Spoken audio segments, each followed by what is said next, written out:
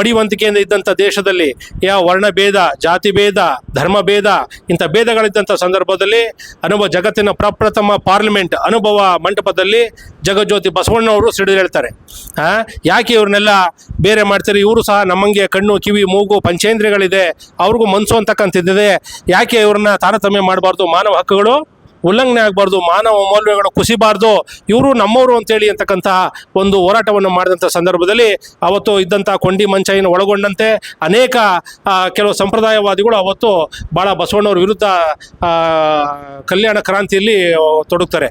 ಆಗ ಬಸವಣ್ಣವ್ರು ಹೇಳ್ತಾರೆ, ಇವನಾರವ ಇವನಾರವ ಇವನಾರವ ಎಂದೆನಿಸಿದರಯ್ಯ, ಇವ ನಮ್ಮವ ಇವ ನಮ್ಮವ ಇವ ನಮ್ಮವ ಎಂದೆನಿಸಯ್ಯ, ಇವರು ನಮ್ಮ ಮನೆಯ ಮಕ್ಕಳೆಂದೆನಿಸಯ್ಯ ಅಂತೇಳಿ ಅವತ್ತೊಂದು ದಿವಸ ಅನೇಕ ದಲಿತ ಕೇರಿಗಳಿಗೆ ಹೋಗ್ತಾರೆ. ಅವತ್ತು ಅಸ್ಪೃಶ್ಯತೆ ನಿವಾರಣೆ ಮಾಡಬೇಕು ಅಂತೇಳಿ ಅವತ್ತು ಮುಡಿಸಿದ್ರೆ, ಅವ್ರು ಮುಡಿಸ್ಕೊಂಡ್ರೆ ಒಂದು ಪಾಪ ಬರ್ತದೆ, ಅವ್ರನ್ನ ನೋಡಿದ್ರೆ ನಮಗೆ ದರಿದ್ರ ಬರ್ತದೆ ಅಂತಕ್ಕಂಥ ಕೀಳರಿಮೆ ಒಂದು ತಪ್ಪು ಅಭಿಪ್ರಾಯ ಇರ್ತದೆ, ಅದನ್ನೆಲ್ಲ ಹೋಗ್ಲಾಡಿಸ್ಬೇಕು ಅಂತೇಳಿ ಬಸವಣ್ಣವರು ಅವರು ಸಹ ಮನುಷ್ಯರು ಅಂತೇಳಿ ಅವ್ರಿಗೆಲ್ಲ ಸಮಾನತೆಯನ್ನು ಕೊಡ್ತಕ್ಕಂಥ ಕೆಲಸವನ್ನು ಮಾಡ್ತಾರೆ. ಮಹಿಳೆಯರಿಗೆ ಸ್ವಾತಂತ್ರ್ಯ ಇರಲಿಲ್ಲ, ಮಹಿಳೆಯರು ಮನೆ ಬಿಟ್ಟು ಆಚೆಗೆ ಬರೋಂಗಿರಲಿಲ್ಲ. ಇವತ್ತು ನೋಡಿ ಮಹಿಳೆಯರು ನಮ್ಮ ಜಯಕುಮಾರ್ ಶ್ರೀಮತಿಯವರವರು ಎಷ್ಟು ಚೆನ್ನಾಗಿ ನಿರೂಪಣೆಯನ್ನು ಮಾಡ್ತಾ ಇದ್ದಾರೆ. ಸ್ವಾತಂತ್ರ್ಯ ಏನಿಲ್ಲ, ಮನೆಯೊಳಗೆ ಸೇರ್ಕೊಂಡ್ಬಿಟ್ಟಿದ್ರು. ಅವತ್ತೊಂದು ದಿವಸ ಬಸವಣ್ಣವರು ಅವರಿಗೆ ಗಡ್ಡ ಮೀಸೆ ಬಂದರೆ ಗಂಡೆಂಬರು, ಜಡೆ ಮದುವೆ ಬಂದರೆ ಹೆಣ್ಣೆಂಬರು, ಅದನ್ನು ಬಿಟ್ಟು ತಾರತಮ್ಯ ಬೇಡ, ಅವರು ಸಹ ಮಹಿಳೆಯರಿಗೂ ಪುರುಷರಷ್ಟೇ ಸಮಾನತೆ ಬೇಕು ಅಂತಕ್ಕಂಥ ಉದ್ದೇಶದಿಂದ ಬಸವಣ್ಣವರು ಮಹಿಳೆಯರಿಗೆ ಸ್ವಾತಂತ್ರ್ಯವನ್ನು ತಂದುಕೊಡ್ತಾರೆ. ಅದಕ್ಕೆ ಅವ್ರನ್ನ ಮಹಿಳೆಯರ ಸ್ತ್ರೀ ಕುಲೋದ್ಧಾರಕ ಅಂತಕ್ಕಂಥ ಮಾತನ್ನು ಹೇಳ್ತಾರೆ. ದಲಿತರನ್ನ ಸುಧಾರಣೆ ಮಾಡೋದು ದಲಿತೋದ್ಧಾರಕ ಅಂತಕ್ಕಂಥ ಮಾತು ಬರ್ತದೆ. ಅದ್ರ ಜೊತೆಯಲ್ಲಿ ದೈವೇ ಧರ್ಮದ ಮೂಲವಯ್ಯ ಅಂತಕ್ಕಂಥ ಮಾತನ್ನು ಹೇಳ್ತಾರೆ. ಧರ್ಮದ ಮೂಲ ಯಾವುದು ಅಂತ ಹೇಳಿದ್ರೆ, ನಾವು ಒಬ್ಬೊಬ್ರು ಒಂದೊಂದು ಪುಸ್ತಕ ಹೇಳ್ತೀವಿ, ನಮಗೆ ಬೈಬಲ್ ದೊಡ್ಡದು, ನಮಗೆ ಈ ಗ್ರಂಥ ದೊಡ್ಡದು, ನಮಗೆ ಮತ್ತೊಂದು ಗ್ರಂಥ ದೊಡ್ಡದು, ಈ ಪುಸ್ತಕ ದೊಡ್ಡದು ಅಂತ ಹೇಳ್ತೀವಿ. ಆದರೆ ಅವ್ರು ಹೇಳ್ತಾರೆ ಕೈಂಡ್ನೆಸ್ ಅಂತಕ್ಕಂಥದ್ದು, ಹೃದಯದಲ್ಲಿ ಮಾನವೀಯತೆ ಇದ್ರೆ, ಮಾನವೀಯ ಮೌಲ್ಯಗಳಿದೆ, ದಯವೇ ಧರ್ಮದ ಮೂಲವಯ್ಯ ಅಂತಕ್ಕಂಥದ್ದು. ಧರ್ಮದ ಮೂಲ ಯಾವುದಪ್ಪ ಅಂತ ಹೇಳಿದ್ರೆ ದಯೆ ಅಂತಕ್ಕಂಥದ್ದು, ಕೈಂಡ್ನೆಸ್ ಅಂತಕ್ಕಂಥದ್ದು ಅವತ್ತನೇ ಹೇಳಿದ್ರು. ಅದನ್ನು ನಾವು ಇನ್ನೂ ಅದು ಬರೀ ಹೇಳೋದೇ ಆಗದೆ ಫಾಲೋ ಮಾಡೋಕ್ಕೆ ಆಗ್ತಾನೆ ಇಲ್ಲ. ಜಗತ್ತಿನ 140 ಕೋಟಿ ಜನಸಂಖ್ಯೆ, ಆ ಭಾರತ ದೇಶದ ಜಗತ್ತಿನ ಸುಮಾರು 700-800 ಕೋಟಿ ಜನಸಂಖ್ಯೆ ಇದ್ರೂ ಇವತ್ತಿಗೂ ಸಹ ಸಾವಿರಾರು ವರ್ಷಗಳ ಕಳೆದ್ರು ಅರಿವನ್ನು ಮೂಡಿಸೋದೇ ಬರ್ತಾ ಇದೆ, ಭಾಷಣ ಮಾಡೋದೇ ಆಗ್ತಾ ಇದೆ.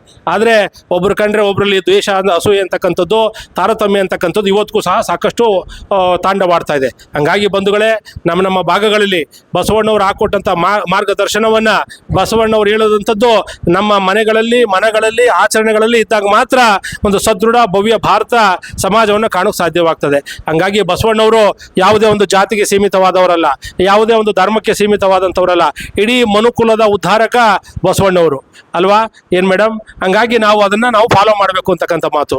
ಹಂಗಾಗಿ ಬಸವಣ್ಣವರು 770 ಸಮುದಾಯಗಳನ್ನು ಅನುಭವ ಮಂಟಪದಲ್ಲಿ ಕುಂಬಾರ ಗುಂಡಯ್ಯ ಆಗ್ಬೋದು, ಮಾದಾರ ಕೇತಯ್ಯ ಆಗ್ಬೋದು, ಹಾಗೆ ಇತರ ಎಲ್ಲ ಸಮುದಾಯದವ್ರನ್ನ ಒಂದು ಕಡೆ ಕಲೆ ಹಾಕಿ ಎಲ್ಲರಿಗೂ ಸಹ ಸಮಾನತೆಯನ್ನು ಕೊಡುವಂಥ ಕೆಲಸವನ್ನು ಮಾಡ್ತಾರೆ.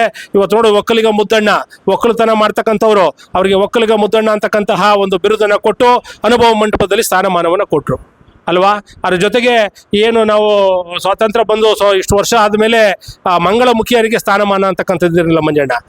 ಅವರು ಪಶುಗಳ ಥರ ಇದ್ರು ಏನು ಮೇಡಮ್? 2010 ವರ್ಷಗಳ ಹಿಂದೆ ಅವರಿಗೆ ರೇಷನ್ ಕಾರ್ಡ್ ಇರಲಿಲ್ಲ, ವೋಟರ್ ಕಾರ್ಡ್ ಇರಲಿಲ್ಲ, ಯಾವುದೇ ಸವಲತ್ತುಗಳು ಇರಲಿಲ್ಲ.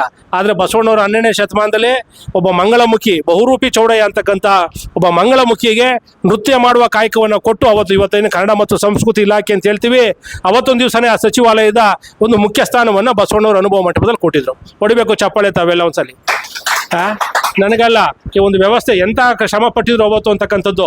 ಇದನ್ನು ನಾವು ಇತ್ತೀಚೆಗೆ ಮಾನವ ಹಕ್ಕುಗಳ ಒಂದು ಹೋರಾಟದಲ್ಲಿ ನಾವು ಸುಪ್ರೀಂ ಕೋರ್ಟ್ಗೆ ಮತ್ತು ಸಂಬಂಧಪಟ್ಟಂಥ ಕೇಂದ್ರ ಸಚಿವರಿಗೆಲ್ಲ ಬರೆದಂಥ ಸಂದರ್ಭದಲ್ಲಿ ಅವರು 2013-14ನೇ ಸಾಲಲ್ಲಿ 10-11 ವರ್ಷದ ಹಿಂದೆ ಮಹಿಳೆಯರನ್ನು 3ನೇ ಮಾನವರು ಅಂತೇಳಿ, ನಾವೆಲ್ಲ ಪುರುಷರು, ಇವರೆಲ್ಲ ಮಹಿಳೆಯರು, ಅವರೆಲ್ಲ 3ನೇ ಮಾನವರು, ಥರ್ಡ್ ಜೆಂಡರ್, 3ನೇ ಮಾನವರು ಅಂತೇಳಿ ಟ್ರೀಟ್ ಮಾಡಿ ಆಮೇಲೆ ಈಗ ಅವ್ರಿಗೆ ಸ್ವಾತಂತ್ರ್ಯ ಇದಂಥದ್ದು ರೇಷನ್ ಕಾರ್ಡ್ ಆಗ್ಬೋದು, ವೋಟಿಂಗ್ ಕಾರ್ಡ್ ಆಗ್ಬೋದು, ಆಮೇಲೆ ಉದ್ಯೋಗದಲ್ಲಿ ಮೀಸಲಾತಿ ಆಗ್ಬೋದು, ಈ ಥರ ಸವಲತ್ತುಗಳನ್ನು ಅವ್ರನ್ನು ಮಾನವರ ರೀತಿ ಟ್ರೀಟ್ ಮಾಡುವಂಥ ವ್ಯವಸ್ಥೆ ಬಂತು.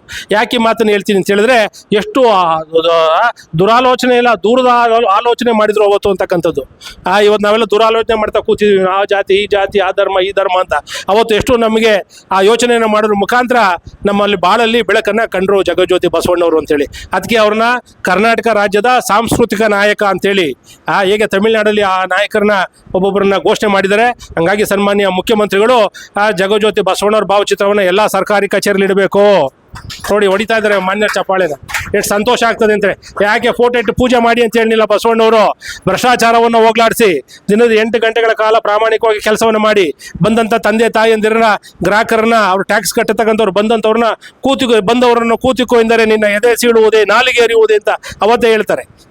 ನಮ್ಮ ಜಿ ವಿ ನಾಗರಾಜ್ ಸಾಹೇಬರು ಎಷ್ಟು ಸಂತೋಷ ಆಗ್ತದೆ. ನಮಗೆಲ್ಲ ಒಬ್ಬೊಬ್ಬರೇ ತಾಯಿ, ಅವ್ರಿಗೆಲ್ಲ 100 ಜನ 1000 ಜನ ತಾಯಂದಿರು. ಎಂಥ ಸಂತೋಷ ಆಗ್ತದೆ, ಎಂಥ ಸೇವೆಯನ್ನು ಮಾಡ್ತಾ ಇದ್ದಾರೆ.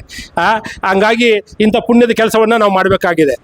ಇವತ್ತು ಹಸಿದವನಿಗೆ ಆಹಾರವನ್ನು ಕೊಡಬೇಕು ಅಂತ ವ್ಯವಸ್ಥೆನ ಬಸವಣ್ಣವರು ದಾಸೋಹಕ್ಕೆ ಸಾಕಷ್ಟು ಮಾನ್ಯತೆಯನ್ನು ಕೊಟ್ಟಿದ್ರು. ಅಂಥ ಕೆಲಸವನ್ನು ಸನ್ಮಾನ್ಯ ಜಿ ವಿ ನಾಗರಾಜ್ ಸಾಹೇಬರು ಮಾಡ್ತಾ ಇದ್ದಾರೆ.